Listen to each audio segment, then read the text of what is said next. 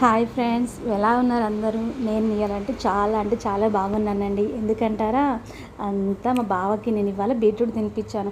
అందులో special ఏముందంటారా, 15 years అవుతుందండి తను బీట్రూట్ అంటే స్కిప్ చేస్తాడు. ఎంత చెప్పినా, ఎన్ని హల్వాలు చేసినా తినకపోయేది.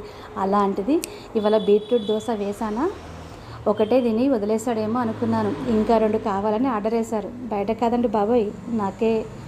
చూడండి, ఇది కూడా మీరు ఈజీగా చేసుకోవచ్చు. నేను వీడియో చేయలేకపోయాను, ఎందుకంటే నాకు మధ్యలో వచ్చిన థాట్ కాబట్టి.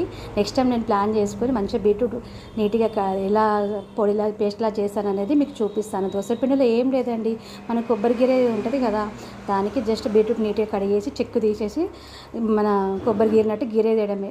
అలా గీరేసారంటే మనకు హాఫ్ బీట్రూట్ అయితే సరిపోతుందండి. మీరు మీ క్వాంటిటీని బట్టి వేసుకోండి. అంతే. ఆ పిండిని అలా కలిపేసి మనం దోశలు ఎలా వేసుకుంటామో అలా వేసేయడమేనండి. ఇందులో ఏ విద్యలు అంటూ ఏముండదు. ఇలా బీట్రూట్ కానీ క్యారెట్ కానీ ఎవరైతే ఏ ఫ్లేవర్ అయితే మనకి ఎవరికి ఏదైతే నచ్చదో అలా ఇలా చేసి పెట్టేసేయండి. మళ్ళీ మళ్ళీ కావాలని అంటారు. హెల్త్కి మంచిది. మన టిఫిన్లో స్పెషల్ ఉన్నట్టు ఉంటుంది. ఏం స్పెషల్?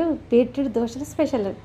ఇలాంటి వీడియోలు, ఇలాంటి చిన్న చిన్న చిట్కాలు నాకు తెలిసిందని నేను అనుకుంటున్నాను. నాతో పాటు మీకు కూడా తెలియాలని ఇలాంటి వీడియోలు చేయడానికి మా ఛానల్ని సబ్స్క్రైబ్ చేయండి, లైక్ చేయండి, షేర్ చేయండి.